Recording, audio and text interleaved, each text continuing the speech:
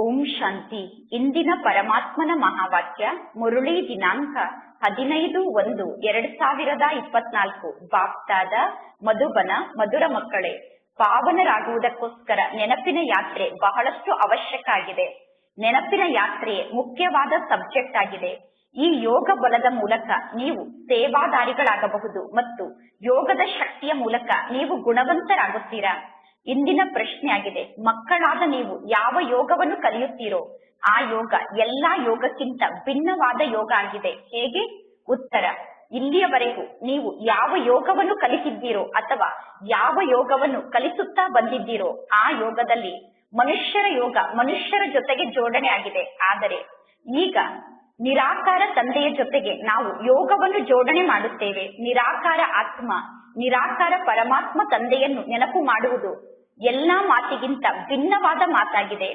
ಜಗತ್ತಿನಲ್ಲಿ ಕೆಲವರು ಪರಮಾತ್ಮ ತಂದೆಯ ಪರಿಚಯವನ್ನು ಅರ್ಥ ಮಾಡಿಕೊಳ್ಳದೆ ಪರಮಾತ್ಮ ತಂದೆಯನ್ನು ನೆನಪು ಮಾಡುತ್ತಾರೆ. ಪರಮಾತ್ಮ ತಂದೆಯ ಕರ್ತವ್ಯದ ಬಗ್ಗೆ ತಿಳಿದುಕೊಳ್ಳದೆ ಪರಮಾತ್ಮ ತಂದೆಯನ್ನು ನೆನಪು ಮಾಡುವುದು ಕೂಡ ಭಕ್ತಿ ಮಾರ್ಗ ಆಗಿದೆ. ಜ್ಞಾನಿ ಮಕ್ಕಳು ಪರಮಾತ್ಮ ತಂದೆಯ ಪರಿಚಯವನ್ನು ಅರ್ಥ ಮಾಡಿಕೊಂಡು ಪರಿಚಯ ಸಹಿತವಾಗಿ ಪರಮಾತ್ಮ ತಂದೆಯನ್ನು ನೆನಪು ಮಾಡುತ್ತಾರೆ. ಓಂ ಶಾಂತಿ. ಆತ್ಮಿಕ ತಂದೆ ಕುಳಿತು ಮಕ್ಕಳಿಗೆ ತಿಳಿಸುತ್ತಿದ್ದಾರೆ. ಮಕ್ಕಳಿಗೆ ಮೊಟ್ಟ ಮೊದಲು ಪರಮಾತ್ಮ ತಂದೆಯ ಪರಿಚಯ ಪ್ರಾಪ್ತಿಯಾಗಿದೆ. ಸಣ್ಣ ಮಗು ಜನ್ಮವನ್ನು ಪಡೆದುಕೊಂಡ ತಕ್ಷಣ ಮೊದಲು ಮಗುವಿಗೆ ತಂದೆ ತಾಯಿಯ ಪರಿಚಯ ಪ್ರಾಪ್ತಿಯಾಗುತ್ತದೆ. ಈಗ ನಿಮಗೂ ಕೂಡ ನಂಬರ್ ವಾರ್ ಪುರುಷಾರ್ಥದ ಅನುಸಾರ ಪರಮಾತ್ಮ ತಂದೆಯ ಪರಿಚಯ ಪ್ರಾಪ್ತಿಯಾಗಿದೆ. ಈಗ ಮಕ್ಕಳಾದ ನಿಮಗೆ ರಚಯಿತ ಆದಂತಹ ಪರಮಾತ್ಮ ತಂದೆಯ ಪರಿಚಯ ನಂಬರ್ ವಾರ್ ಆಗಿ ಪ್ರಾಪ್ತಿಯಾಗಿದೆ. ಈಗ ಮಕ್ಕಳಿಗೆ ಗೊತ್ತಿದೆ ಪರಮಾತ್ಮ ತಂದೆ ಸರ್ವಶ್ರೇಷ್ಠ ತಂದೆಯಾಗಿದ್ದಾರೆ. ಅಂದ ಮೇಲೆ ಪರಮಾತ್ಮ ತಂದೆಯ ಮಹಿಮೆಯ ಬಗ್ಗೆ ನೀವೀಗ ಎಲ್ಲರಿಗೂ ತಿಳಿಸಬೇಕು. ಶಿವಾಯ ನಮಃ ಎಂದು ಮಹಿಮೆಯನ್ನು ಮಾಡುತ್ತೀರಾ. ಬ್ರಹ್ಮ ನಮಃ, ವಿಷ್ಣು ನಮಃ ಎಂದು ಹೇಳಿದರೆ ಶೋಭಿಸುವುದಿಲ್ಲ. ಶಿವಾಯ ನಮಃ ಎಂದು ಹೇಳಿದಾಗ ಶೋಭಿಸುತ್ತದೆ. ಬ್ರಹ್ಮ ದೇವತಾಯ ನಮಃ, ವಿಷ್ಣು ದೇವತಾಯ ನಮಃ ಅನ್ನುವ ಶಬ್ದ ಶೋಭಿಸುತ್ತದೆ. ಬ್ರಹ್ಮ ಮತ್ತು ವಿಷ್ಣುವಿಗೆ ದೇವತೆ ಎಂದು ಕರೆಯಬೇಕು. ಪರಮಾತ್ಮ ತಂದೆ ಸರ್ವಶ್ರೇಷ್ಠ ತಂದೆಯಾಗಿದ್ದಾರೆ. ಯಾವಾಗ ಯಾರಾದರೂ ನಿಮ್ಮ ಬಳಿ ಬರುತ್ತಾರೋ ಆಗ ಅವರಿಗೆ ಮೊದಲು ಪರಮಾತ್ಮ ತಂದೆಯ ಮಹಿಮೆಯ ಬಗ್ಗೆ ಅವಶ್ಯವಾಗಿ ತಿಳಿಸಬೇಕು. ಪರಮಾತ್ಮ ತಂದೆ ಸರ್ವಶ್ರೇಷ್ಠ ತಂದೆಯಾಗಿದ್ದಾರೆ. ಮಕ್ಕಳು ಪರಮಾತ್ಮ ತಂದೆಯ ಮಹಿಮೆಯ ಬಗ್ಗೆ ಹೇಗೆ ತಿಳಿಸುವುದು ಅನ್ನುವುದನ್ನೇ ಮರೆತು ಬಿಡುತ್ತಾರೆ. ಪರಮಾತ್ಮ ತಂದೆ ಸರ್ವಶ್ರೇಷ್ಠ ತಂದೆಯಾಗಿದ್ದಾರೆ. ಪರಮಾತ್ಮ ತಂದೆ ಸರ್ವಶ್ರೇಷ್ಠ ಶಿಕ್ಷಕ ಆಗಿದ್ದಾರೆ. ಪರಮಾತ್ಮ ತಂದೆ ಸದ್ಗುರು ಆಗಿದ್ದಾರೆ ಅನ್ನುವ ಮಾತನ್ನು ಮಕ್ಕಳು ಮೊದಲು ತಿಳಿಸಬೇಕು. ನಾವೀಗ ತಂದೆ, ಶಿಕ್ಷಕ ಮತ್ತು ಗುರು ಮೂವರನ್ನೂ ಕೂಡ ನೆನಪು ಮಾಡಬೇಕು. ಹಾಗೆ ನೋಡಿದರೆ ಪರಮಾತ್ಮ ಶಿವ ತಂದೆಯನ್ನು ನಾವು 3 ರೂಪದಲ್ಲೂ ನೆನಪು ಮಾಡಬೇಕು. ಪರಮಾತ್ಮ ತಂದೆಯ ನೆನಪನ್ನು ನಾವೀಗ ಪಕ್ಕಾ ಮಾಡಿಕೊಳ್ಳಬೇಕು. ಪರಮಾತ್ಮ ತಂದೆಯನ್ನು ತಂದೆ, ಶಿಕ್ಷಕ ಮತ್ತು ಸದ್ಗುರು 3 ರೂಪದಲ್ಲಿ ನೆನಪು ಮಾಡುವುದನ್ನು ನಾವೀಗ ಪಕ್ಕಾ ಮಾಡಿಕೊಳ್ಳಬೇಕು. ನೀವೀಗ ಪರಮಾತ್ಮ ತಂದೆಯ ಮಹಿಮೆಯ ಬಗ್ಗೆ ಅರ್ಥ ಮಾಡಿಕೊಂಡಿದ್ದೀರಾ. ಆದ್ದರಿಂದ ನೀವೀಗ ಪರಮಾತ್ಮ ತಂದೆಯ ಮಹಿಮೆಯನ್ನು ಮಾಡುತ್ತೀರಾ. ಜಗತ್ತಿನ ಜನ ಸರ್ವಶ್ರೇಷ್ಠ ತಂದೆಯಾದ ಪರಮಾತ್ಮ ತಂದೆ ಕಲ್ಲು ಮಣ್ಣಿನಲ್ಲಿ ಇದ್ದಾರೆ ಎಂದು ಹೇಳುತ್ತಾರೆ. ಮನುಷ್ಯರಲ್ಲೂ ಪರಮಾತ್ಮ ಇದ್ದಾರೆ ಎಂದು ಹೇಳುತ್ತಾರೆ. ಆದರೆ ಮನುಷ್ಯ ತನುವಿನಲ್ಲಿ ಪರಮಾತ್ಮ ತಂದೆ ಸದಾ ಇರಲು ಸಾಧ್ಯ ಇಲ್ಲ. ಪರಮಾತ್ಮ ತಂದೆ ಕೇವಲ ಈ ಬ್ರಹ್ಮನ ತನುವನ್ನು ಲೋನಾಗಿ ತೆಗೆದುಕೊಳ್ಳುತ್ತಾರೆ. ಪರಮಾತ್ಮ ತಂದೆ ಸ್ವಯಂ ಹೇಳುತ್ತಾರೆ, ನಾನು ಈ ಬ್ರಹ್ಮನ ತನುವಿನ ಆಧಾರವನ್ನು ತೆಗೆದುಕೊಳ್ಳುತ್ತೇನೆ. ಅಂದ ಮೇಲೆ ಮೊದಲು ಪರಮಾತ್ಮ ತಂದೆಯ ಸತ್ಯ ಪರಿಚಯದ ಮಾತನ್ನು ಎಲ್ಲರಿಗೂ ಪಕ್ಕಾ ಮಾಡಿಸಬೇಕು. ಈಗ ನಾವು ಅದೇ ಸತ್ಯನಾರಾಯಣನ ಸತ್ಯ ಕಥೆಯನ್ನು ಎಲ್ಲರಿಗೂ ತಿಳಿಸುತ್ತೇವೆ. ನರನಿಂದ ನಾರಾಯಣ ಆಗುವಂತಹ ಸತ್ಯ ಕಥೆಯನ್ನು ಪರಮಾತ್ಮ ತಂದೆ ತಿಳಿಸುತ್ತಾರೆ. ನರನನ್ನು ನಾರಾಯಣನನ್ನಾಗಿ ಸತ್ಯ ತಂದೆ ಮಾಡುತ್ತಾರೆ. ಸತ್ಯುಗದಲ್ಲಿ ಲಕ್ಷ್ಮೀ ನಾರಾಯಣರ ರಾಜ್ಯ ಇತ್ತು. ಲಕ್ಷ್ಮೀ ನಾರಾಯಣರು ಹೇಗೆ ಲಕ್ಷ್ಮೀ ನಾರಾಯಣ ಆದರು? ಲಕ್ಷ್ಮೀ ನಾರಾಯಣರು ಹೇಗೆ ಸತ್ಯುಗದ ರಾಜ್ಯ ಭಾಗ್ಯವನ್ನು ಪಡೆದುಕೊಂಡರು? ಯಾರು ಲಕ್ಷ್ಮೀ ನಾರಾಯಣರನ್ನು ಲಕ್ಷ್ಮೀ ನಾರಾಯಣರನ್ನಾಗಿ ಮಾಡಿದರು? ಯಾವಾಗ ಲಕ್ಷ್ಮೀ ನಾರಾಯಣರಿಗೆ ಸತ್ಯವಾದಂತಹ ನರನಿಂದ ನಾರಾಯಣ ಆಗುವಂತಹ ಕಥೆಯನ್ನು ತಿಳಿಸಲಾಯಿತು? ಯಾವಾಗ ಲಕ್ಷ್ಮೀ ನಾರಾಯಣ ಆಗುವುದಕ್ಕೋಸ್ಕರ ಅವರು ರಾಜಯೋಗವನ್ನು ಕಲಿತರು? ಈಗ ಈ ಎಲ್ಲಾ ಮಾತಿನ ಬಗ್ಗೆ ನಿಮಗೆ ಗೊತ್ತಿದೆ. ಈ ಸಮಯದಲ್ಲಿ ಎಲ್ಲಾ ಮನುಷ್ಯರ ಜೊತೆಗೆ ಯೋಗವನ್ನು ಜೋಡಣೆ ಮಾಡಿದ್ದಾರೆ. ಮನುಷ್ಯರು ನಿರಾಕಾರ ತಂದೆಯ ಜೊತೆಗೆ ಯೋಗವನ್ನು ಜೋಡಣೆ ಮಾಡಿಲ್ಲ. ಪರಮಾತ್ಮ ತಂದೆಯ ಪರಿಚಯವನ್ನು ಅರ್ಥ ಮಾಡಿಕೊಂಡು ನಿರಾಕಾರ ಸಾಕಾರ ತಂದೆಯ ಜೊತೆಗೆ ಯಾರು ಯೋಗವನ್ನು ಜೋಡಣೆ ಮಾಡಿಲ್ಲ. ಈ ಸಮಯದಲ್ಲಿ ಬಲೆ ಶಿವನ ಜೊತೆಗೆ ಯೋಗವನ್ನು ಜೋಡಣೆ ಮಾಡುತ್ತಾರೆ, ಶಿವನ ಪೂಜೆಯನ್ನು ಮಾಡುತ್ತಾರೆ. ಆದರೆ ಶಿವ ತಂದೆಯ ಬಗ್ಗೆ ಯಾರಿಗೂ ಗೊತ್ತಿಲ್ಲ. ಪ್ರಜಾಪಿತ ಬ್ರಹ್ಮ ಅವಶ್ಯವಾಗಿ ಸಾಕಾರ ಜಗತ್ತಿನಲ್ಲೇ ಇರುತ್ತಾರೆ ಅನ್ನುವುದು ಯಾರಿಗೂ ಗೊತ್ತಿಲ್ಲ. ಈ ಎಲ್ಲಾ ಮಾತಿನಲ್ಲೂ ಮನುಷ್ಯರು ಗೊಂದಲಕ್ಕೊಳಗಾಗಿದ್ದಾರೆ. ಮನುಷ್ಯರು ತಿಳಿದುಕೊಂಡಿದ್ದಾರೆ ಪ್ರಜಾಪಿತ ಬ್ರಹ್ಮ ಮೊಟ್ಟ ಮೊದಲು ಅವಶ್ಯವಾಗಿ ಸತ್ಯುಗದಲ್ಲೇ ಇರಬೇಕು ಎಂದು. ಒಂದು ವೇಳೆ ಸತ್ಯುಗದಲ್ಲಿ ಪ್ರಜಾಪಿತ ಬ್ರಹ್ಮ ಇದ್ದಿದ್ದರೆ ಪುನಃ ಸೂಕ್ಷ್ಮ ವತನದಲ್ಲಿ ಬ್ರಹ್ಮನನ್ನು ಏಕೆ ತೋರಿಸಿದ್ದಾರೆ? ಯಾವ ಮಾತಿನ ಅರ್ಥವು ಜನರಿಗೆ ಗೊತ್ತಿಲ್ಲ. ಸಾಕಾರ ಜಗತ್ತಿನಲ್ಲಿರುವ ಬ್ರಹ್ಮ ತಂದೆ ಕರ್ಮ ಬಂಧನದಲ್ಲಿ ಸಿಕ್ಕಿ ಹಾಕಿಕೊಂಡಂತಹ ಬ್ರಹ್ಮ ತಂದೆಯಾಗಿದ್ದಾರೆ. ಸೂಕ್ಷ್ಮ ವತನದಲ್ಲಿರುವಂತಹ ಬ್ರಹ್ಮ ತಂದೆ ಸೂಕ್ಷ್ಮ ದೇವತೆ ಆಗಿದ್ದಾರೆ. ಕರ್ಮಾತೀತ ಸ್ಥಿತಿಯನ್ನು ರೂಪಿಸಿಕೊಂಡಿರುವ ಬ್ರಹ್ಮ ತಂದೆಯಾಗಿದ್ದಾರೆ. ಈ ಜ್ಞಾನ ಬೇರೆ ಯಾರಿಗೂ ಗೊತ್ತಿಲ್ಲ. ಜ್ಞಾನವನ್ನು ನೀಡುವಂತವರು ಒಬ್ಬ ಪರಮಾತ್ಮ ತಂದೆಯಾಗಿದ್ದಾರೆ.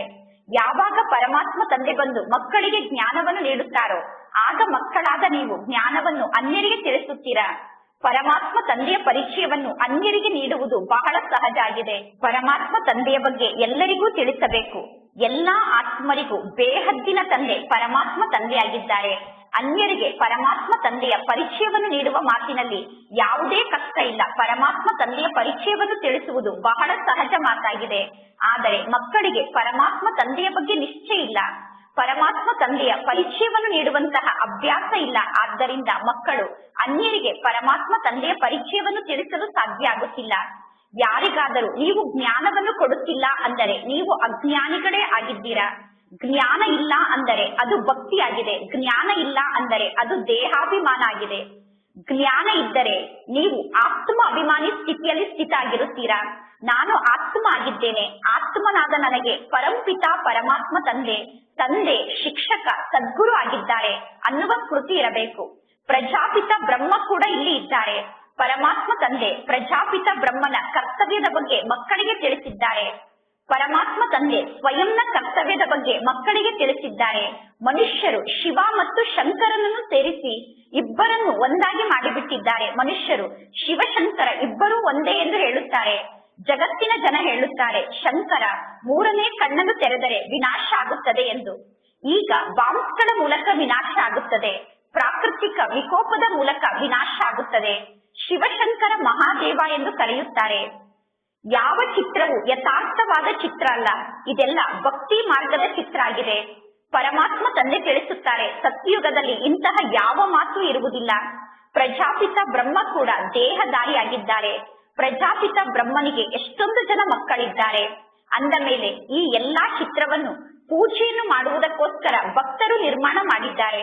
ಪರಮಾತ್ಮ ತಂದೆ ತಿಳಿಸಿದ್ದಾರೆ ಈ ಸಾಕಾರ ಜಗತ್ತಿನಲ್ಲಿ ಈ ವ್ಯಕ್ತ ಬ್ರಹ್ಮ ಇದ್ದಾರೆ, ಸೂಕ್ಷ್ಮ ವತನದಲ್ಲಿ ಅವ್ಯಕ್ತ ಬ್ರಹ್ಮ ಇದ್ದಾರೆ.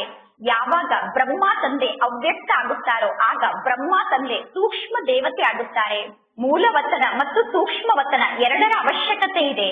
ಸೂಕ್ಷ್ಮ ವತನಕ್ಕೆ ನೀವೀಗ ಹೋಗುತ್ತೀರಾ. ಪರಮಾತ್ಮ ತಂದೆ ತಿಳಿಸಿದ್ದಾರೆ ಪ್ರಜಾಪಿತ ಬ್ರಹ್ಮ ಮನುಷ್ಯ ಆಗಿದ್ದಾರೆ, ನಂತರ ಅದೇ ಬ್ರಹ್ಮ ಸೂಕ್ಷ್ಮ ದೇವತೆ ಆಗುತ್ತಾರೆ, ನಂತರ ಅವರೇ ರಾಜ್ಯವನ್ನು ಪಡೆದುಕೊಳ್ಳುತ್ತಾರೆ ಅನ್ನುವುದನ್ನು ಚಿತ್ರದಲ್ಲಿ ತೋರಿಸಲಾಗಿದೆ.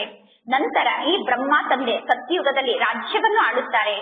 ಸೂಕ್ಷ್ಮ ವತನದ ಚಿತ್ರ ಇರದೇ ಇದ್ದರೆ ಸೂಕ್ಷ್ಮ ವತನದ ಬಗ್ಗೆ ಅರ್ಥ ಮಾಡಿಕೊಳ್ಳುವುದು ಕಷ್ಟ ಆಗುತ್ತಿತ್ತು. ವಾಸ್ತವದಲ್ಲಿ ವಿಷ್ಣುವಿನ ಚತುರ್ಭುಜ ಸ್ವರೂಪ ಇರಲು ಸಾಧ್ಯ ಇಲ್ಲ. ವಿಷ್ಣುವಿಗೆ ಏನು 4 ಭುಜವನ್ನು ತೋರಿಸುತ್ತಾರೋ ಅದು ಭಕ್ತಿ ಮಾರ್ಗದ ಚಿತ್ರ ಆಗಿದೆ. ಪರಮಾತ್ಮ ತಂದೆ ತಿಳಿಸುತ್ತಾರೆ ಆತ್ಮರನ್ನು ಪತಿತರಿಂದ ಪಾವನರನ್ನಾಗಿ ನಾನೀಗ ಮಾಡುತ್ತೇನೆ. ಈಗ ಆತ್ಮ ಪತಿತ ಆತ್ಮನಿಂದ ಪಾವನ ಆತ್ಮ ಆಗಬೇಕು. ನೀವೀಗ ಪವಿತ್ರ ಆಗಿ ವಾಪಸ್ ನಿಮ್ಮ ಮನೆಗೆ ಹೋಗುತ್ತೀರಾ. ಎಲ್ಲಾ ಆತ್ಮರು ನಿರಾಕಾರಿ ಜಗತ್ತಿನಲ್ಲಿ ನಿವಾಸವನ್ನು ಮಾಡುತ್ತಾರೆ. ಈಗ ಇದು ಸಾಕಾರ ಜಗತ್ತಾಗಿದೆ. ಇನ್ನು ಸೂಕ್ಷ್ಮ ವತನದ ಬಗ್ಗೆ ಮುಖ್ಯವಾಗಿ ಯಾವ ಕಥೆಯೂ ಇಲ್ಲ. ಸೂಕ್ಷ್ಮ ವತನದ ರಹಸ್ಯವನ್ನು ಪರಮಾತ್ಮ ತಂದೆ ಈಗ ಮಕ್ಕಳಿಗೆ ತಿಳಿಸುತ್ತಿದ್ದಾರೆ. ಮೂಲ ವತನ, ಸೂಕ್ಷ್ಮ ವತನ, ನಂತರ ಈ ಸ್ಥೂಲ ವತನ. ಅಂದ ಮೇಲೆ ಮೊದಲು ಎಲ್ಲರಿಗೂ ಪರಮಾತ್ಮ ತಂದೆಯ ಪರಿಚಯವನ್ನು ತಿಳಿಸಬೇಕು. ಭಕ್ತಿ ಮಾರ್ಗದಲ್ಲಿ ಭಗವಂತ ತಂದೆಗೆ ಹೇ ಭಗವಂತ, ಹೇ ಪ್ರಭು ಎಂದು ಕರೆಯುತ್ತಾರೆ. ಕೇವಲ ತಂದೆಯ ಬಗ್ಗೆ ಜನರಿಗೆ ಗೊತ್ತಿಲ್ಲ. ಸದಾ ಶಿವ ಪರಮಾತ್ಮಾಯ ನಮಃ ಎಂದು ಹೇಳುತ್ತಾರೆ. ಶಿವ ದೇವತಾಯ ನಮಃ ಎಂದು ಎಂದೂ ಹೇಳುವುದಿಲ್ಲ. ಬ್ರಹ್ಮ ದೇವತಾಯ ನಮಃ ಎಂದು ಹೇಳುತ್ತಾರೆ. ಶಿವನಿಗೆ ಪರಂಪಿತ ಪರಮಾತ್ಮ ಎಂದು ಕರೆಯುತ್ತಾರೆ. ಶಿವ ದೇವತೆ ಎಂದು ಎಂದೂ ಕರೆಯುವುದಿಲ್ಲ. ಶಿವ ಪರಮಾತ್ಮ ಎಂದು ಕರೆಯುತ್ತಾರೆ. ಅಂದ ಮೇಲೆ ಪರಮಾತ್ಮ ತಂದೆ ಎಂದೂ ಸರ್ವವ್ಯಾಪಿಯಾಗಲು ಸಾಧ್ಯ ಇಲ್ಲ. ಪತಿತರನ್ನು ಪಾವನರನ್ನಾಗಿ ಮಾಡುವಂತಹ ಕರ್ತವ್ಯವನ್ನು ಪರಮಾತ್ಮ ತಂದೆ ಮಾಡುತ್ತಾರೆ. ಅಂದ ಮೇಲೆ ಪರಮಾತ್ಮ ತಂದೆ ಕಲ್ಲು ಮಣ್ಣಿನಲ್ಲಿ ಹೋಗಿ ಏನನ್ನು ಮಾಡುತ್ತಾರೆ? ಪರಮಾತ್ಮ ತಂದೆ ಕಲ್ಲು ಮಣ್ಣಿನಲ್ಲಿ ಇದ್ದಾರೆ ಎಂದು ಹೇಳುವುದು ಅಜ್ಞಾನದ ಅಂಧಕಾರ ಆಗಿದೆ. ಈ ರೀತಿ ಪರಮಾತ್ಮ ತಂದೆಯನ್ನು ಕಲ್ಲು ಮಣ್ಣಿನಲ್ಲಿ ತೋರಿಸುವುದು ಕೂಡ ನಾಟಕದಲ್ಲಿ ಫಿಕ್ಸ್ ಆಗಿದೆ. ಪರಮಾತ್ಮ ತಂದೆ ಬಂದು ತಿಳಿಸುತ್ತಾರೆ, ಯದಾ ಯದಾಹಿ ಧರ್ಮಸ್ಯ, ಅಂದರೆ ಧರ್ಮ ಗ್ಲಾನಿಯ ಸಮಯದಲ್ಲಿ ನಾನು ಬರುತ್ತೇನೆ ಎಂದು ಪರಮಾತ್ಮ ತಂದೆ ತಿಳಿಸುತ್ತಾರೆ. ಯಾವ ಮಾತಿನ ಗ್ಲಾನಿಯಾಗುತ್ತದೆ? ಜಗತ್ತಿನ ಜನ ಶ್ಲೋಕವನ್ನು ಹೇಳಿ ಪುನಃ ಆ ಶ್ಲೋಕದ ಅರ್ಥವನ್ನು ತಿಳಿಸುತ್ತಾರೆ. ನೀವೀಗ ಆ ಸತ್ಸಂಗಕ್ಕೆ ಹೋಗಿ ನೋಡಬೇಕು. ನಂತರ ಆ ಸತ್ಸಂಗದಲ್ಲಿ ನೀವು ಹೇಳಬೇಕು, ನಾವು ಈ ಶ್ಲೋಕದ ಅರ್ಥವನ್ನು ನಿಮಗೆ ತಿಳಿಸುತ್ತೇವೆ ಎಂದು. ತಕ್ಷಣ ಕುಳಿತು ಆ ಶ್ಲೋಕದ ಅರ್ಥವನ್ನು ತಿಳಿಸಬೇಕು. ನೀವು ಶ್ಲೋಕದ ಅರ್ಥವನ್ನು ತಿಳಿಸಿದ ತಕ್ಷಣ ನೀವು ಬ್ರಹ್ಮ ಕುಮಾರಿ ಆಗಿದ್ದೀರಾ ಎಂದು ಅವರಿಗೆ ಗೊತ್ತಾಗುವುದಿಲ್ಲ. ಬಲೆ ನೀವು ಬಿಳಿ ಬಟ್ಟೆಯನ್ನು ಹಾಕಿಕೊಂಡು ಹೋಗಿರಬಹುದು, ಆದರೆ ನಾವು ಬ್ರಹ್ಮ ಕುಮಾರಿ ಅನ್ನುವ ಸೀಲನ್ನು ನೀವೇನು ಹಾಕಿಕೊಂಡಿಲ್ಲ. ನೀವೀಗ ಯಾವ ಸ್ಥಾನಕ್ಕೆ ಬೇಕಾದರೂ ಹೋಗಿ ಜ್ಞಾನವನ್ನು ತಿಳಿಸಬಹುದು. ನೀವೀಗ ಹೇಳಬಹುದು, ಈ ಶ್ಲೋಕದ ಅರ್ಥವನ್ನು ನೀವೀಗ ತಿಳಿಸಿ ಎಂದು. ನೋಡಿ ಅವರು ಶ್ಲೋಕದ ಅರ್ಥವನ್ನು ಯಾವ ರೀತಿ ತಿಳಿಸುತ್ತಾರೆ ಎಂದು. ನಂತರ ಇಷ್ಟೆಲ್ಲಾ ಚಿತ್ರದಲ್ಲಿ ವಿಸ್ತಾರವಾಗಿ ಅರ್ಥ ಮಾಡಿಕೊಳ್ಳುವಂತಹ ಜ್ಞಾನದ ಮಾತಿದೆ. ಇಲ್ಲಿ ಅಪಾರ ಜ್ಞಾನ ಇದೆ. ಸಂಪೂರ್ಣ ಸಮುದ್ರವನ್ನೇ ಇಂಕನ್ನಾಗಿ ಮಾಡಿಕೊಂಡು ಜ್ಞಾನದ ಮಾತನ್ನು ಬರೆದರೂ ಕೂಡ ಜ್ಞಾನದ ಅಂತ್ಯ ಆಗಲು ಸಾಧ್ಯ ಇಲ್ಲ. ಪುನಃ 1 ಸೆಕೆಂಡ್ನ ಮಾತನ್ನು ನೀವೀಗ ಎಲ್ಲರಿಗೂ ತಿಳಿಸಬೇಕು. ಕೇವಲ ಪರಮಾತ್ಮ ತಂದೆಯ ಪರಿಚಯವನ್ನು ಎಲ್ಲರಿಗೂ ನೀಡಬೇಕು. ಆ ಬೇಹದ್ದಿನ ತಂದೆ ಸ್ವರ್ಗದ ರಚಯಿತ ಆಗಿದ್ದಾರೆ. ಉಳಿದ ಎಲ್ಲಾ ಮಕ್ಕಳು ಪರಸ್ಪರ ಸಹೋದರರೇ ಆಗಿದ್ದಾರೆ. ಅಂದ ಮೇಲೆ ಅವಶ್ಯವಾಗಿ ನಾವೆಲ್ಲರೂ ಸ್ವರ್ಗದಲ್ಲಿ ರಾಜ್ಯವನ್ನು ಆಳಬೇಕಿತ್ತು. ಪರಮಾತ್ಮ ತಂದೆಗೆ ನಾವೆಲ್ಲರೂ ಮಕ್ಕಳಾಗಿದ್ದೇವೆ. ಅಂದ ಮೇಲೆ ನಾವೆಲ್ಲರೂ ಸ್ವರ್ಗದ ರಾಜ್ಯಭಾಗ್ಯವನ್ನು ಪ್ರಾಪ್ತಿ ಮಾಡಿಕೊಂಡು ಸ್ವರ್ಗದಲ್ಲಿ ಇರಬೇಕಿತ್ತು. ಆದರೆ ಎಲ್ಲರಿಗೂ ಸ್ವರ್ಗದ ರಾಜ್ಯಭಾಗ್ಯ ಸಿಗಲು ಸಾಧ್ಯ ಇಲ್ಲ. ಪರಮಾತ್ಮ ತಂದೆ ಭಾರತದಲ್ಲೇ ಬರುತ್ತಾರೆ ಮತ್ತು ಭಾರತದ ನಿವಾಸಿಗಳೇ ಪುನಃ ಸ್ವರ್ಗದ ನಿವಾಸಿಗಳಾಗುತ್ತಾರೆ. ಅನ್ಯ ಧರ್ಮದವರು ಲೇಟ್ ಆಗಿ ಈ ಸೃಷ್ಟಿಗೆ ಬರುತ್ತಾರೆ. ಇದೆಲ್ಲ ಬಹಳ ಸಹಜವಾದ ಜ್ಞಾನದ ಮಾತಾಗಿದೆ. ಆದರೆ ಎಲ್ಲರಿಗೂ ಈ ಜ್ಞಾನದ ಮಾತು ಅರ್ಥ ಆಗುವುದಿಲ್ಲ. ಪರಮಾತ್ಮ ತಂದೆಗೆ ಆಶ್ಚರ್ಯ ಆಗುತ್ತದೆ. ಒಂದು ದಿನ ಗಣಿಕೆಯರು ಮುಂತಾದವರು ಕೂಡ ಬಂದು ಈ ಜ್ಞಾನವನ್ನು ಕೇಳುತ್ತಾರೆ. ಅಂತ್ಯದಲ್ಲಿ ಬರುವಂತಹ ಆತ್ಮರು ಎಲ್ಲರಿಗಿಂತ ತೀಕ್ಷ್ಣವಾಗಿ ಜ್ಞಾನ ಮಾರ್ಗದಲ್ಲಿ ಮುಂದೆ ಹೋಗುತ್ತಾರೆ. ಪರಮಾತ್ಮ ತಂದೆ ತಿಳಿಸುತ್ತಾರೆ, ನೀವೀಗ ಹೋಗಿ ಯಾರ ಸೇವೆಯನ್ನು ಬೇಕಾದರೂ ಮಾಡಬಹುದು. ಅನೇಕ ಮಕ್ಕಳಿಗೆ ಬಹಳಷ್ಟು ದೇಹಾಭಿಮಾನ ಇದೆ. ದೇಹಾಭಿಮಾನ ಇರುವ ಕಾರಣ ಸೇವೆಯನ್ನು ಮಾಡಲು ಅನೇಕರಿಗೆ ನಾಚಿಕೆ ಆಗುತ್ತದೆ. ಪರಮಾತ್ಮ ತಂದೆ ತಿಳಿಸುತ್ತಾರೆ, ವೈಶ್ಯರಿಗೂ ಕೂಡ ನೀವು ಹೋಗಿ ಜ್ಞಾನವನ್ನು ತಿಳಿಸಿ. ಭಾರತದ ಹೆಸರನ್ನು ವೈಶ್ಯರೇ ಹಾಳು ಮಾಡಿದ್ದಾರೆ. ಅದರಲ್ಲೂ ಮುಖ್ಯವಾಗಿ ನಿಮ್ಮಲ್ಲಿ ಯೋಗ ಬಲ ಇರಬೇಕು. ಈ ಸಮಯದಲ್ಲಿ ಎಲ್ಲರೂ ಸಂಪೂರ್ಣ ಪತಿತರಾಗಿದ್ದಾರೆ.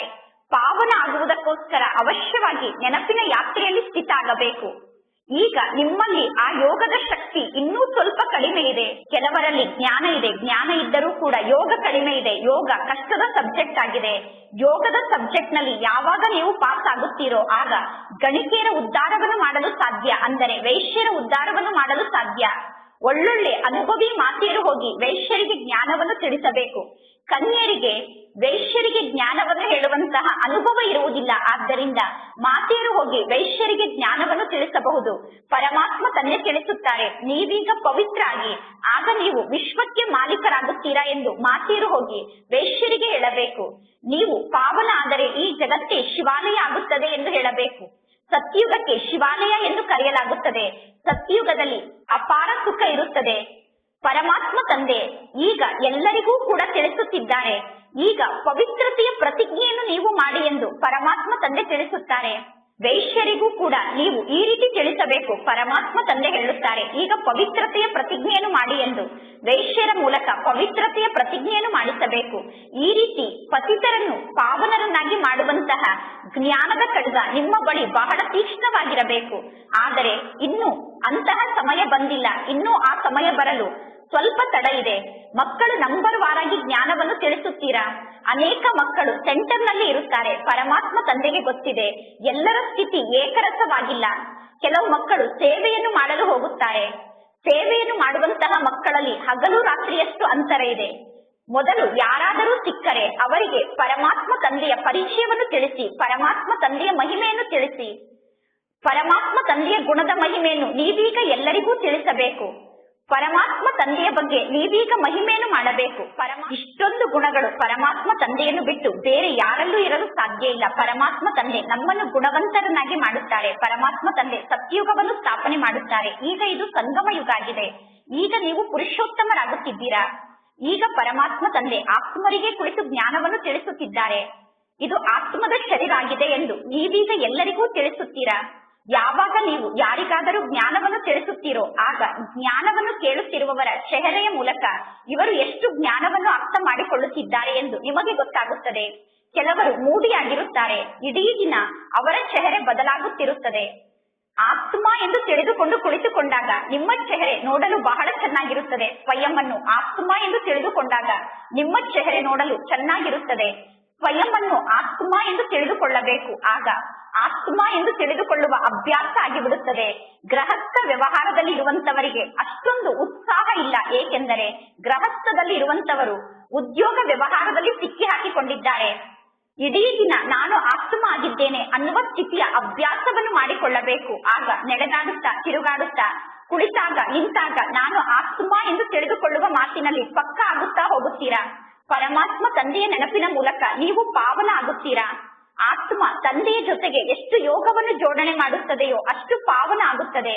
ಸತ್ಯಯುಗದಲ್ಲಿ ನೀವೆಲ್ಲರೂ ಸತೋ ಪ್ರಧಾನ ಆತ್ಮರಾಗಿದ್ದೀರಿ ಅಂದ ಮೇಲೆ ಸತ್ಯಯುಗದಲ್ಲಿ ನೀವೆಲ್ಲರೂ ಬಹಳಷ್ಟು ಖುಷಿಯಲ್ಲಿ ಇದ್ದೀರಿ. ಈಗ ಈ ಸಂಗಮ ಯುಗದಲ್ಲಿ ನೀವು ಖುಷಿಯಿಂದ ಇರುತ್ತೀರಾ. ಈ ಸಂಗಮ ಯುಗದಲ್ಲಿ ನೀವು ಹರ್ಷಿತ ಮುಖಿಗಳಾಗಿ ಇರುತ್ತೀರಾ. ಈಗ ನಮಗೆ ಬೇಹದ್ದಿನ ತಂದೆ ಸಿಕ್ಕಿದ್ದಾರೆ ಅಂದ ಮೇಲೆ ನಮಗೆ ಇನ್ನೇನು ಬೇಕು? ಪರಮಾತ್ಮ ತಂದೆಗೆ ನಾವೀಗ ಬಲಿಹಾರಿ ಆಗಬೇಕು. ಶ್ರೀಮಂತರು ಕಷ್ಟಪಟ್ಟು ಎಲ್ಲೋ ಕೆಲವರು ಜ್ಞಾನ ಮಾರ್ಗಕ್ಕೆ ಬರುತ್ತಾರೆ. ಬಡವರಿಗೆ ಜ್ಞಾನ ಸಿಗುತ್ತದೆ. ಈ ನಾಟಕ ಇದೇ ರೀತಿ ಮಾಡಲ್ಪಟ್ಟಿದೆ. ನಿಧಾನವಾಗಿ ಮಕ್ಕಳ ಸಂಖ್ಯೆ ವೃದ್ಧಿಯಾಗುತ್ತಾ ಹೋಗುತ್ತದೆ. ಕೋಟಿಯಲ್ಲಿ ಕೆಲವರು ವಿಜಯ ಮಾಲೆಯ ಮಣಿ ಆಗುತ್ತಾರೆ. ಉಳಿದವರೆಲ್ಲ ನಂಬರ್ ವಾರಗೆ ಪ್ರಜೆಗಳಾಗುತ್ತಾರೆ. ಎಷ್ಟೊಂದು ಆತ್ಮರು ಪರಮಾತ್ಮ ತಂದೆಗೆ ಮಕ್ಕಳಾಗುತ್ತಾ ಹೋಗುತ್ತಾರೆ. ಅದರಲ್ಲಿ ಬಡವರು ಶ್ರೀಮಂತರು ಎಲ್ಲರೂ ಇದ್ದಾರೆ. ಈಗ ಸಂಪೂರ್ಣ ರಾಜ್ಯ ಸ್ಥಾಪನೆ ಆಗುತ್ತಾ ಇದೆ. ಇನ್ನು ಉಳಿದ ಎಲ್ಲಾ ಆತ್ಮರು ಪರಮಧಾಮದಲ್ಲಿ ತಮ್ಮ ತಮ್ಮ ಸೆಕ್ಷನ್ಗೆ ಹೋಗುತ್ತಾರೆ. ಪರಮಾತ್ಮ ತಂದೆ ಕುಳಿತು ತಿಳಿಸುತ್ತಾರೆ, ಮಕ್ಕಳೇ ನೀವೀಗ ದೈವಿ ಗುಣವನ್ನು ಧಾರಣೆ ಮಾಡಿಕೊಳ್ಳಬೇಕು. ನಿಮ್ಮ ಆಹಾರ ಪಾನೀಯ ಬಹಳ ಚೆನ್ನಾಗಿರಬೇಕು. ಈಗ ನೀವು ಯಾವ ಇಚ್ಛೆಯನ್ನು ಇಟ್ಟುಕೊಳ್ಳಬಾರದು. ನಾನು ಈಗ ಇಂತಹ ತಿಂಡಿಯನ್ನು ತಿನ್ನಬೇಕು ಅನ್ನುವ ಆಸೆ ನಿಮಗೆ ಇರಬಾರದು. ನಾನೀಗ ಇಂತಹ ತಿಂಡಿಯನ್ನು ತಿನ್ನಬೇಕು ಅನ್ನುವ ಇಚ್ಛೆ ಮಕ್ಕಳಿಗೆ ಇರಬಾರದು. ಇಲ್ಲಿ ಮಕ್ಕಳಿಗೆ ಅದನ್ನು ತಿನ್ನಬೇಕು ಇದನ್ನು ತಿನ್ನಬೇಕು ಅನ್ನುವ ಇಚ್ಛೆ ಇದೆ. ಬ್ರಹ್ಮ ತಂದೆ ದೊಡ್ಡ ದೊಡ್ಡ ವಾನಪ್ರಸ್ಥಿಗಳ ಆಶ್ರಮವನ್ನು ನೋಡಿದ್ದಾರೆ. ಅಲ್ಲಿ ವಾನಪ್ರಸ್ಥಿಗಳು ಬಹಳಷ್ಟು ಶಾಂತಿಯಲ್ಲಿ ಕುಳಿತಿರುತ್ತಾರೆ. ಬೇಹದ್ದಿನ ಮಾತನ್ನು ಪರಮಾತ್ಮ ತಂದೆ ಇಲ್ಲಿ ಮಕ್ಕಳಿಗೆ ತಿಳಿಸುತ್ತಿದ್ದಾರೆ. ವೈಶ್ಯರು ಗಳಿಕೆಯರು ಮುಂತಾದವರು ಈ ಜ್ಞಾನ ಮಾರ್ಗಕ್ಕೆ ಬಂದ ನಂತರ ಅವರು ಜ್ಞಾನದಲ್ಲಿ ನಿಮಗಿಂತ ತೀಕ್ಷ್ಣವಾಗಿ ಮುಂದೆ ಹೋಗುತ್ತಾರೆ.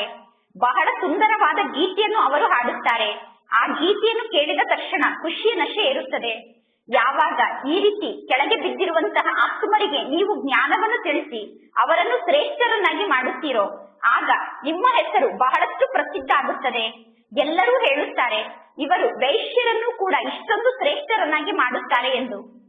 ನೀವೀಗ ಸ್ವಯಂ ಹೇಳುತ್ತೀರಾ, ಮೊದಲು ನಾವು ಶೂದ್ರರಾಗಿದ್ದೆವು, ಈಗ ನಾವು ಬ್ರಾಹ್ಮಣರಾಗಿದ್ದೇವೆ, ನಂತರ ನಾವೇ ದೇವತೆಗಳಾಗುತ್ತೇವೆ, ನಂತರ ನಾವೇ ಕ್ಷತ್ರಿಯರಾಗುತ್ತೇವೆ. ಪರಮಾತ್ಮ ತಂದೆ ಪ್ರತಿಯೊಂದು ಮಗುವಿನ ಬಗ್ಗೆ ಅರ್ಥ ಮಾಡಿಕೊಳ್ಳುತ್ತಾರೆ. ಈ ಮಕ್ಕಳು ಸ್ವಲ್ಪವಾದರೂ ಸ್ವಯಂನ ಉನ್ನತಿಯನ್ನು ಮಾಡಿಕೊಳ್ಳುತ್ತಾರೋ ಅಥವಾ ಇಲ್ಲವೋ ಎಂದು ತಂದೆಗೆ ಗೊತ್ತಾಗುತ್ತದೆ. ಅಂತ್ಯದಲ್ಲಿ ಬರುವಂತವರು ಹಳಬರಿಗಿಂತ ತೀಕ್ಷ್ಣವಾಗಿ ಮುಂದೆ ಹೋಗುತ್ತಾರೆ. ಮುಂದೆ ಹೋದಂತೆ ಈ ಎಲ್ಲಾ ದೃಶ್ಯವನ್ನು ನೀವು ನೋಡುತ್ತೀರಾ. ಈಗ ನೀವೆಲ್ಲರೂ ಈ ಎಲ್ಲಾ ದೃಶ್ಯವನ್ನು ನೋಡುತ್ತಿದ್ದೀರಾ. ಹೊಸ ಮಕ್ಕಳು ಸೇವೆಯನ್ನು ಮಾಡಬೇಕು ಎಂದು ಬಹಳಷ್ಟು ಉತ್ಸಾಹದಲ್ಲಿ ಇದ್ದಾರೆ. ಹೊಸ ಮಕ್ಕಳಿಗೆ ಸೇವೆಯನ್ನು ಮಾಡಬೇಕು ಅನ್ನುವ ಉತ್ಸಾಹ ಬಹಳಷ್ಟು ಜಾಸ್ತಿ ಇದೆ. ಒಳ್ಳೆಯದು. ಮಧುರಾತಿ ಮಧುರ ಅಗಲಿ ಹೋಗಿ ಮರಳಿ ಸಿಕ್ಕಿರುವ ಮಕ್ಕಳ ಪ್ರತಿ ಮಾಸ್ಪಿತಾ ಬಾಪ್ತಾದರವರ ನೆನಪು, ಪ್ರೀತಿ ಹಾಗೂ ಸುಪ್ರಭಾತ. ಆತ್ಮಿಕ ಮಕ್ಕಳಿಗೆ ಆತ್ಮಿಕ ತಂದೆಯ ನಮಸ್ತೆ, ಆತ್ಮಿಕ ತಂದೆಗೆ ಆತ್ಮಿಕ ಮಕ್ಕಳ ನೆನಪು, ಪ್ರೀತಿ ಹಾಗೂ ನಮಸ್ತೆ ನಮಸ್ತೆ ನಮಸ್ತೆ. ಧಾರಣೆಗೋಸ್ಕರ ಮುಖ್ಯ ಸಾರ. ಫಸ್ಟ್ ಪಾಯಿಂಟ್, ಪತಿತರನ್ನು ಪಾವನರನ್ನಾಗಿ ಮಾಡುವಂತಹ ಸೇವೆಯನ್ನು ಮಾಡಿ. ಗಣಿಕೆಯರು, ವೈಶ್ಯರು ಮುಂತಾದವರಿಗೆ ಜ್ಞಾನವನ್ನು ನೀಡಿ ಕೆಳಗೆ ಬಿದ್ದಿರುವ ಆತ್ಮರನ್ನು ಮೇಲೆ ಎತ್ತಿ ಎಲ್ಲರ ಉದ್ಧಾರವನ್ನು ಮಾಡಿ. ಆಗ ನಿಮ್ಮ ಹೆಸರು ಪ್ರಸಿದ್ಧ ಆಗುತ್ತದೆ. ಸೆಕೆಂಡ್ ಪಾಯಿಂಟ್, ಸ್ವಯಂನ ದೃಷ್ಟಿಯನ್ನು ಪವಿತ್ರ ದೃಷ್ಟಿಯನ್ನಾಗಿ ಮಾಡಿಕೊಳ್ಳುವುದಕ್ಕೋಸ್ಕರ ನಡೆದಾಡುತ್ತಾ ತಿರುಗಾಡುತ್ತಾ ನಾನು ಆತ್ಮ ಆಗಿದ್ದೇನೆ ಅನ್ನುವ ಅಭ್ಯಾಸವನ್ನು ಮಾಡಿ. ಆತ್ಮನಾದ ನಾನು ಆತ್ಮನ ಜೊತೆಗೆ ಮಾತನಾಡುತ್ತಿದ್ದೇನೆ ಅನ್ನುವ ಸ್ಥಿತಿಯಲ್ಲಿ ಸ್ಥಿತಾಗಿ ಪರಮಾತ್ಮ ತಂದೆಯ ನೆನಪನ್ನು ಮಾಡುತ್ತಾ ಇರಿ. ಆಗ ಪಾವನ ಆಗುತ್ತೀರಾ. ಇಂದಿನ ವರದಾನ ಆಗಿದೆ. ಅನಾದಿ ಸ್ವರೂಪದ ಸ್ಮೃತಿಯ ಮೂಲಕ ಸಂತುಷ್ಟತೆಯ ಅನುಭವವನ್ನು ಮಾಡುವಂತವರು ಮತ್ತು ಅನ್ಯರಿಗೂ ಸಂತುಷ್ಟತೆಯ ಅನುಭವವನ್ನು ಮಾಡಿಸುವಂತಹ ಸಂತುಷ್ಟ ಮಣಿಗಳಾಗಿ ನೀವೀಗ ನಿಮ್ಮ ಅನಾದಿ ಮತ್ತು ಆದಿ ಸ್ವರೂಪವನ್ನು ಸ್ಮೃತಿಯಲ್ಲಿ ಇಟ್ಟುಕೊಳ್ಳಿ ಮತ್ತು ಇದೇ ಸ್ಮೃತಿ ಸ್ವರೂಪ ಸ್ಥಿತಿಯಲ್ಲಿ ಸ್ಥಿತಾಗಿ ಆಗ ಸ್ವಯಂನಿಂದ ಸ್ವಯಂ ಸಂತುಷ್ಟರಾಗಿ ಇರುತ್ತೀರಾ ಮತ್ತು ಅನ್ಯರಿಗೂ ಕೂಡ ಸಂತುಷ್ಟತೆಯ ವಿಶೇಷತೆಯ ಅನುಭವವನ್ನು ಮಾಡಿಸಲು ಸಾಧ್ಯ ಆಗುತ್ತದೆ. ಅಸಂತುಷ್ಟತೆಯ ಕಾರಣ ಅಂದರೆ ಅಪ್ರಾಪ್ತಿಯಾಗಿದೆ. ಯಾವಾಗ ಅಪ್ರಾಪ್ತಿಯ ಅನುಭವ ಆಗುತ್ತದೆಯೋ ಆಗ ಅಸಂತುಷ್ಟತೆಯ ಅನುಭವ ಆಗುತ್ತದೆ. ಅಸಂತುಷ್ಟತೆಗೆ ಕಾರಣ ಅಪ್ರಾಪ್ತಿಯಾಗಿದೆ. ನಿಮ್ಮೆಲ್ಲರ ಸ್ಲೋಗನ್ ಆಗಿದೆ, ಏನನ್ನು ಪಡೆದುಕೊಳ್ಳಬೇಕಿತ್ತೋ ಅದನ್ನು ನಾನು ಪಡೆದುಕೊಂಡು ಆಗಿದೆ. ಪರಮಾತ್ಮ ತಂದೆಗೆ ಮಗು ಆಗುವುದು ಅಂದರೆ ತಂದೆಯ ಆಸ್ತಿಗೆ ಅಧಿಕಾರಿ ಆಗುವುದಾಗಿದೆ. ಇಂತಹ ಅಧಿಕಾರಿ ಆತ್ಮರು ಸದಾ ಭರ್ಪೂರ್ ಆಗಿರುತ್ತಾರೆ. ಇಂತಹ ಅಧಿಕಾರಿ ಆತ್ಮರು ಪ್ರಾಪ್ತಿಯಿಂದ ಸಂಪನ್ನ ಆಗಿರುತ್ತಾರೆ ಮತ್ತು ಇಂತಹ ಅಧಿಕಾರಿ ಆತ್ಮರು ಸಂತುಷ್ಟ ಮಣಿಯಾಗಿರುತ್ತಾರೆ. ಇಂದಿನ ಸ್ಲೋಗನ್ ಆಗಿದೆ, ಪರಮಾತ್ಮ ತಂದೆಯ ಸಮಾನ ಆಗುವುದಕ್ಕೋಸ್ಕರ ಜ್ಞಾನವನ್ನು ಅರ್ಥ ಮಾಡಿಕೊಳ್ಳುವುದು ಮತ್ತು ಬಯಸುವುದು ಮತ್ತು ಮಾಡುವುದು ಮೂರರಲ್ಲೂ ಸಮಾನತೆ ಇರಬೇಕು. ಪರಮಾತ್ಮ ತಂದೆಯ ಸಮಾನ ಆಗುವುದಕ್ಕೋಸ್ಕರ ಯಾವ ಮಾತಿನ ಬಗ್ಗೆ ವಿಚಾರವನ್ನು ಮಾಡುತ್ತೇವೋ, ನಾವು ಏನಾಗಬೇಕು ಎಂದು ಬಯಸುತ್ತೇವೋ ಅದನ್ನೇ ಮಾಡಿ ತೋರಿಸಬೇಕು. ಈ ಮೂರು ಮಾತಿನಲ್ಲೂ ಸಮಾನತೆ ಇದ್ದಾಗ ನಾವು ಪರಮಾತ್ಮ ತಂದೆಯ ಸಮಾನ ಆಗಲು ಸಾಧ್ಯ. ಒಳ್ಳೆಯದು. ಅವ್ಯಕ್ತ ಮಾಸ ಆದಂತಹ ಈ ಜನವರಿ ತಿಂಗಳಲ್ಲಿ ಬ್ರಹ್ಮ ತಂದೆಯ ಸಮಾನ ಸಂಪನ್ನ ಮತ್ತು ಸಂಪೂರ್ಣ ಆಗುವುದಕ್ಕೋಸ್ಕರ ಇಂದಿನ ಅವ್ಯಕ್ತ ಸೂಚನೆಯಾಗಿದೆ. ಅವ್ಯಕ್ತ ಶಾಂತಿಯ ಮೂಲಕ ಡಬ್ಬಲ್ ಲೈಟ್ ಸೂಕ್ಷ್ಮ ದೇವತಾ ಸ್ವರೂಪದ ಸ್ಥಿತಿಯ ಅನುಭವವನ್ನು ಮಾಡಿ ವರದಾನದ ರೂಪದ ಸೇವೆಯನ್ನು ಮಾಡುವುದಕ್ಕೋಸ್ಕರ ಮೊದಲು ಶುದ್ಧ ಸಂಕಲ್ಪವನ್ನು ಧಾರಣೆ ಮಾಡಿಕೊಳ್ಳಿ. ಇಡೀ ದಿನ ಶುದ್ಧ ಸಂಕಲ್ಪದ ಸಾಗರದಲ್ಲಿ ಆಟವನ್ನು ಆಡುತ್ತಾ ಇರಿ ಮತ್ತು ಯಾವ ಸಮಯದಲ್ಲಿ ಬೇಕೋ ಆ ಸಮಯದಲ್ಲಿ ಶುದ್ಧ ಸಂಕಲ್ಪದ ಸಾಗರದ ಆಳಕ್ಕೆ ಹೋಗಿ ಶಾಂತ ಸ್ವರೂಪ ಸ್ಥಿತಿಯಲ್ಲಿ ಸ್ಥಿತಾಗಿ ನಿಮ್ಮ ಈ ಆಳವಾದ ಶಾಂತಿಯ ಸ್ಥಿತಿ ವಾತಾವರಣವನ್ನು ಪರಿವರ್ತನೆ ಮಾಡುತ್ತದೆ ಮತ್ತು ಸ್ವಯಂಗೆ ನಾನು ಡಬ್ಬಲ್ ಲೈಟ್ ಸೂಕ್ಷ್ಮ ದೇವತೆ ಆಗಿದ್ದೇನೆ ಎಂದು ಅನುಭವ ಆಗುತ್ತದೆ. ಯಾವಾಗ ನೀವು ಶುದ್ಧ ಸಂಕಲ್ಪವನ್ನು ರಚನೆ ಮಾಡಿ ಶುದ್ಧ ಸಂಕಲ್ಪದ ಸಾಗರದ ಆಳಕ್ಕೆ ಹೋಗುತ್ತೀರೋ ಆಗ ಶಾಂತ ಸ್ವರೂಪ ಆತ್ಮರಾಗುತ್ತೀರಾ. ಈ ಶಾಂತಿಯ ಸ್ಥಿತಿ ನಿಮಗೆ ಸೂಕ್ಷ್ಮ ದೇವತಾ ಸ್ವರೂಪದ ಅನುಭವವನ್ನು ಮಾಡಿಸುತ್ತದೆ. ಒಳ್ಳೆಯದು. ಓಂ ಶಾಂತಿ.